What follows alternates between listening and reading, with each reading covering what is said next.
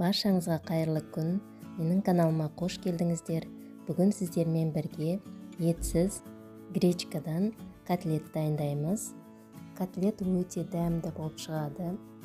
Егер үйіңізде ет жоқ кезде осы рецептпен дайындасаңыздар, өте керемет болып шығады.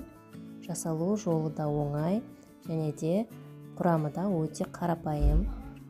Ол үшін бізге 1 стакан гречка, 1 сәбіз, картоп және 1 жуа және сарымсақ қажет. Өз қалауыңызша сарымсақ салмасаңыздар да болады.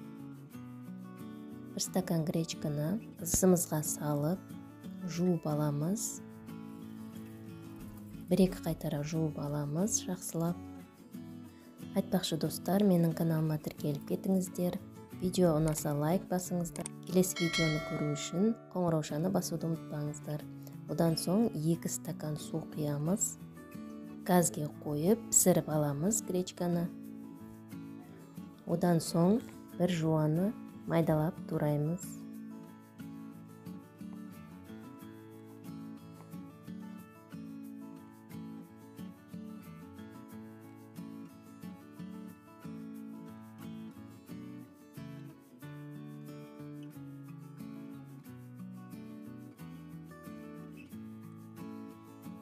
Одан соң сәбізді қырғыштан өткізіп аламыз.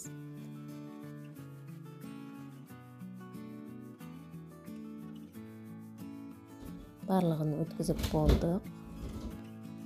Одан соң қызып тұрған табамызға сұйық майымызды құямыз.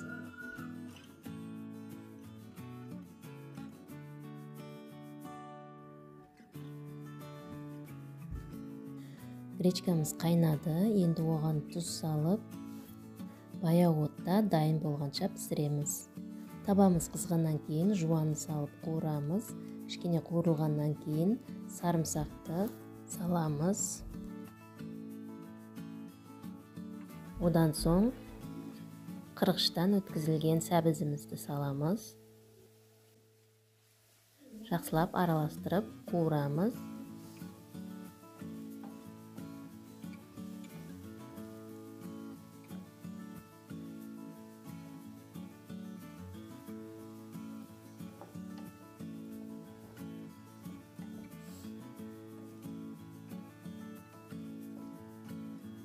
Сәбіз кішкене қуырылған соң, оның үстіне дәмдеуіштерді саламыз.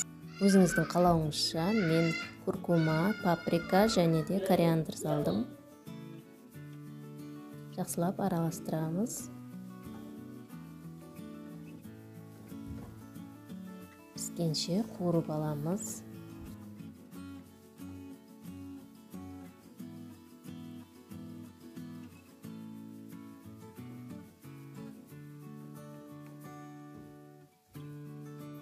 Гречкамыз пісті, енді оны толықтай суығанша бір шетке қоя тұрамыз.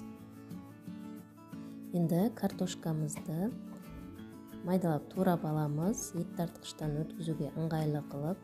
Егер сіздерде блендер болса, блендермен езіп алсаңыздар да болады. Барлығын араластырып, мен ет тартқыштан өткіземін. Картошкамыз турап болған соң, котлетті аунатып алу үшін панировочный сухариді 2 қасық саламыз. 2 қасық ұн саламыз. Жақсылап біркелкі болғанша араластырып дайындап қоямыз.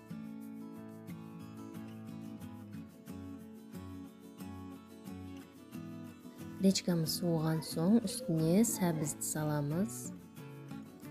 Жақсылап араластырамыз.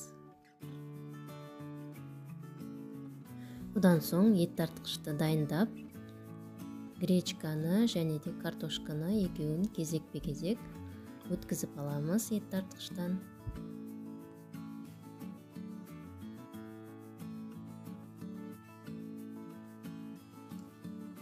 Өткізіп болған соң, қолымызбен жақсылап араластырып аламыз.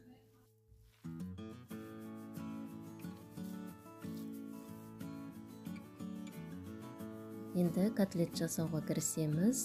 Ас қасықтың көмегімен қолымызға алып, котлеттің формасын жасап бастаймыз.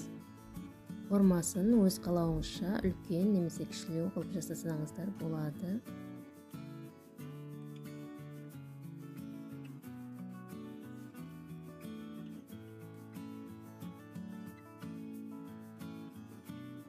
Одан соң дайындап қойған сухари мен ұнға аунатып аламыз. Жақсылап формасын келтіреміз.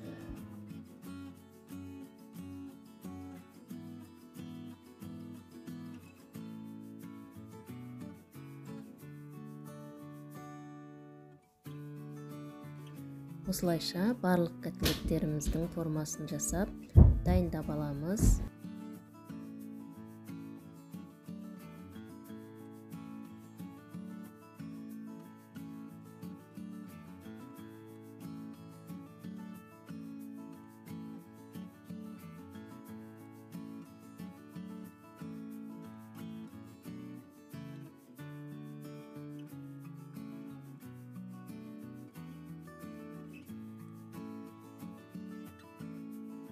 Барлығын дайындап болған соң, қызып тұрған табамызда қуырып аламыз. Орташа отта қуырамыз.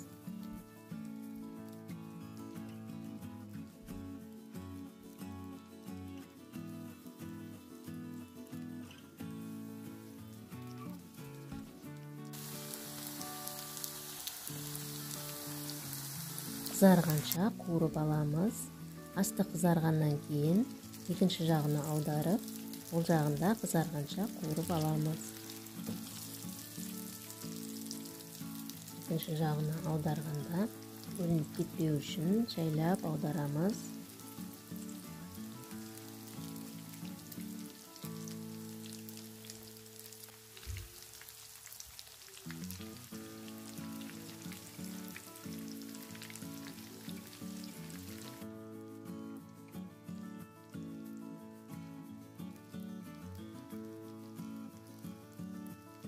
Котлеттеріміз дайын болды.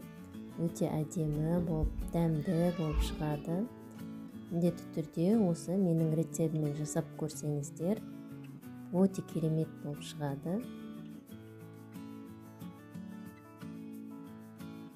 Ортасы да өте жақсы болып пісіп шықты. Өте дәмді болып шығады. Жасалу жолы да өте оңай. Міндетті түрде пісіріп көріңіздер. Сіздерге ұнайтыны сөзсіз. Видеоны соңына дейін қарағандарыңыз үшін рахмет. Видео ұнаған болса лайк басып, комментарий қалдырыңыздар. Каналыма тіркеліп кетуді ұмытпаңыздар. Баршаңызға сәттілік.